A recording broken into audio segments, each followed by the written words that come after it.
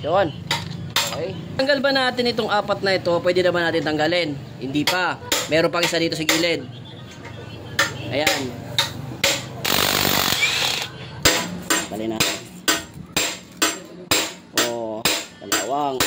Unang andar mula sa mahabang panahong pagkaimlay. Pakinggan nyo kung ano yung huni. Yung huni. Yun. Subok ulit.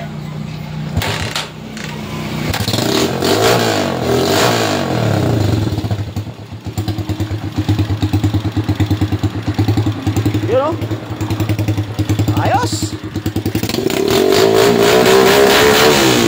45 days video mga idol dahil stock up nga yung makina kaya binaba natin ay kailangan natin tong i-refresh, baklasin natin yung head at tingnan natin kung gaano kalala yung problema dito sa loob, pero walang problema sa atin yan, gagawa natin yan ng remedyo. Tara na. So paano nga ba ito buksan? Step by step natin yan ituturo sa inyo, sabayan nyo ako.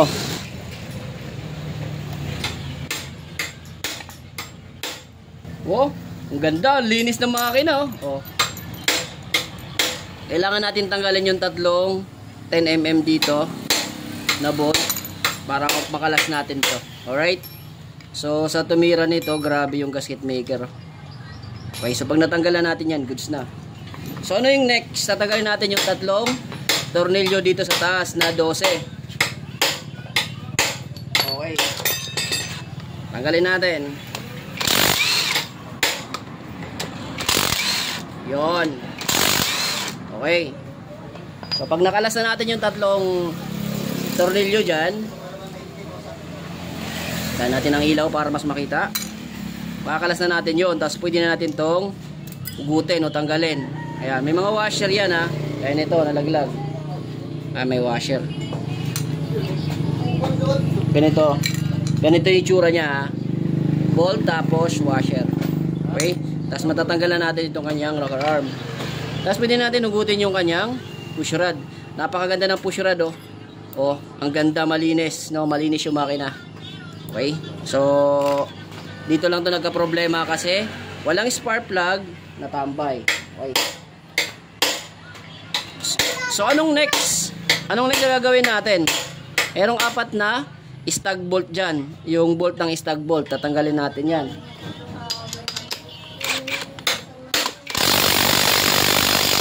Yan, kung may mga tools kayo dyan, socket, yun, pwede. Medyo matigas ng isa. Yun, okay. So pag natanggal ba natin itong apat na ito, pwede na ba natin tanggalin? Hindi pa, meron pang isa dito sa gilid. Ayan. Okay.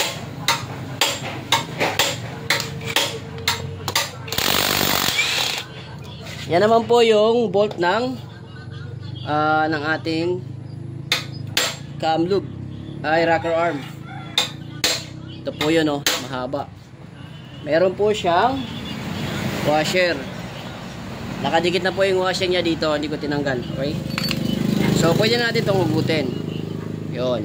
So yung style pala nito, ganito yung pormahan ng TMX 155, TMX 125. Ganito po siya. Pero sa mga CG, yung ibang CG, kasi CG rin naman to eh, no? Pero yung pormahan niya yung part sa loob niya pang TMX, oh. Yan, pagpasensyahan nyo na po kasi medyo may maingay tayo dun. Nakikita nyo ba? Ayan, no? Laki katawan, no?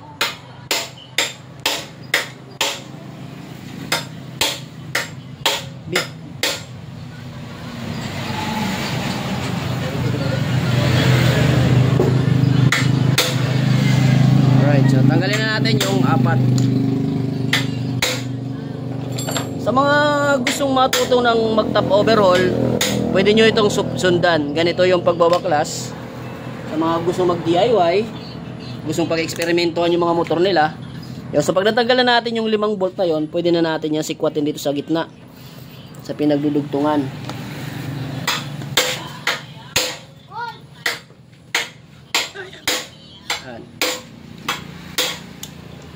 Pwede natin yan maangat. Yon, moment of truth kung gaano kalala yung stock up. Yon, marami siyang oil kasi nilagyan ko yan mga idol, para yung stock up niya dito dubulas. Okay.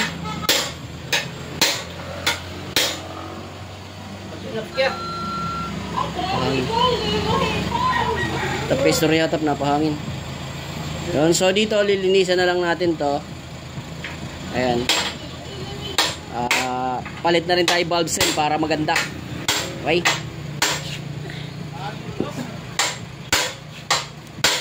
Alright. So, ano muna natin yung oil. Yan, nalilagay ko. Tanggalin muna natin.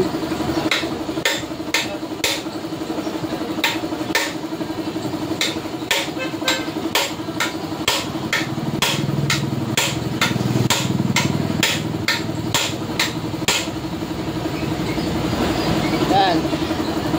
So, tignan nyo kung gaano kalala yung stock up niya dyan. Oh. Yan. Yan po yung nag-stock dyan. Yung kanyang bore. Okay. So, matatanggal na ba natin yan? Hindi. Kailangan pa natin tanggalin itong dalawa. Pasensya na, maingay ha. Pasensya na po.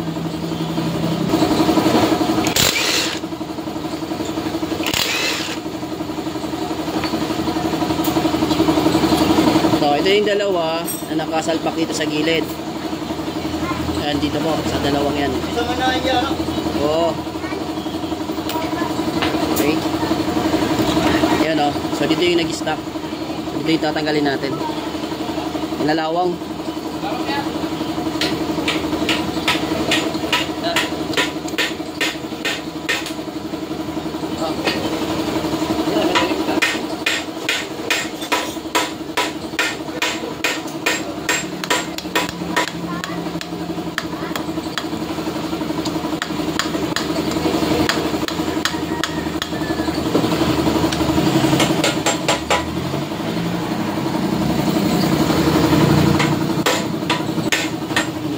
Grabe yung stock dito.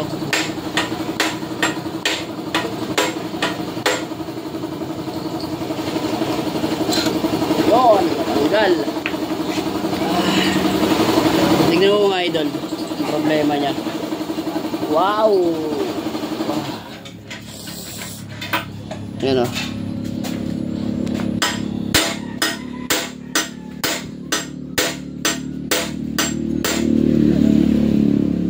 Ito yung naging damage, nag-stuck dito. Ayan o. Grabe yung kalawang o. O. Tali na. O. Kalawang.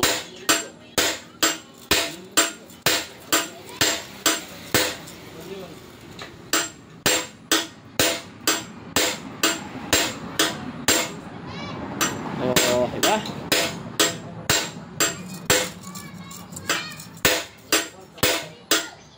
Oops.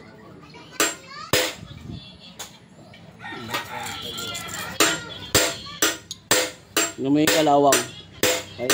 So, titignan natin dito. Gamitan natin ito ng manipis na liha. Titignan natin kung pwede pa to palitan lang ng piston ring o pwede pa gamitin yung kanyang piston ring.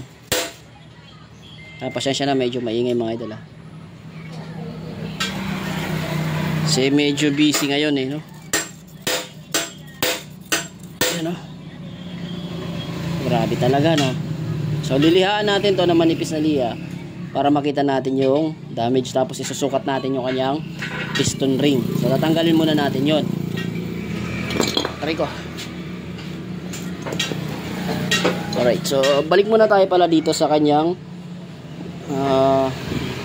pampaluwer. Maganda pa, walang damage. Alright.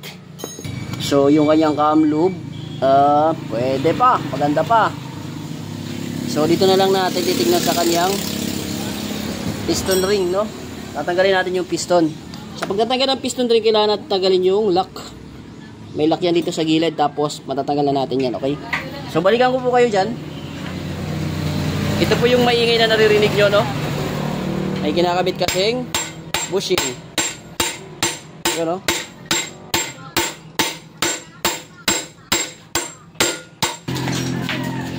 Yan, ito yung lock.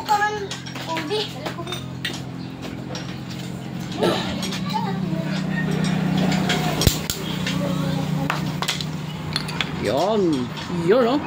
Mukhang bago itong piston, no? Mukhang bagong palit nila. Ayan, so linis lang yung kailangan nito. At itong isang ring, dito kasi dumikit eh. Kaya tatanggalin natin, papangatin natin yan. Okay? Laglag yung lock. Piston lock. Sa kanyang connecting rod,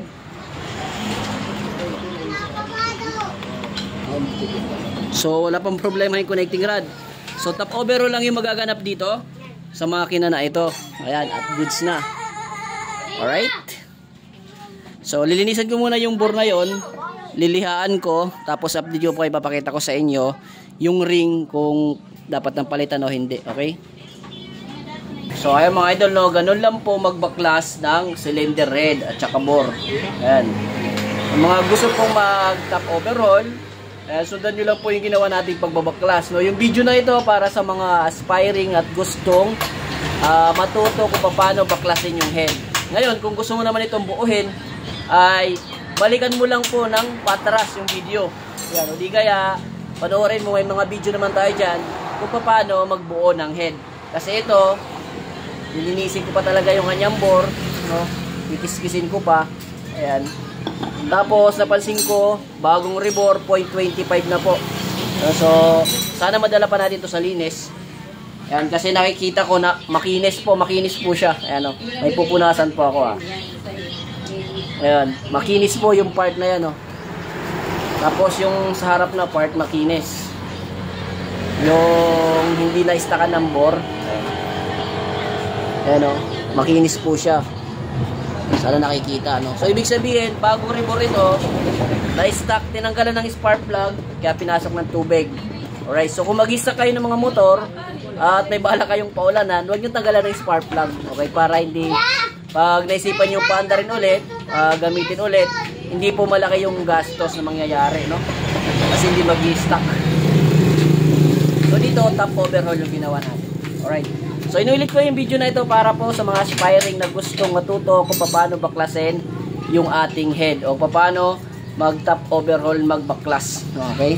So kung gusto nyo buuhin, inulit ko, may video tayo dyan para kung paano ito assemble. Kasi ayun yung head na yun, mag-aasa pa po tayo ng valvula. Alright, so dito lang muna yung video natin mga tropa kasi may gagawin pa tayo. Bubuhin pa natin yon, yung kanyang makina. Tapos ayusin natin dito sa motor na ito. Isa-isa talaga, one by one. Kung paano buuhin, paano ayusin yung ibang part dito sa motor na ito hanggang sa mabuo natin itong ating pang-trill. Alright? So dito lang muna yung video natin. Bye-bye. Maraming salamat po. Ingat!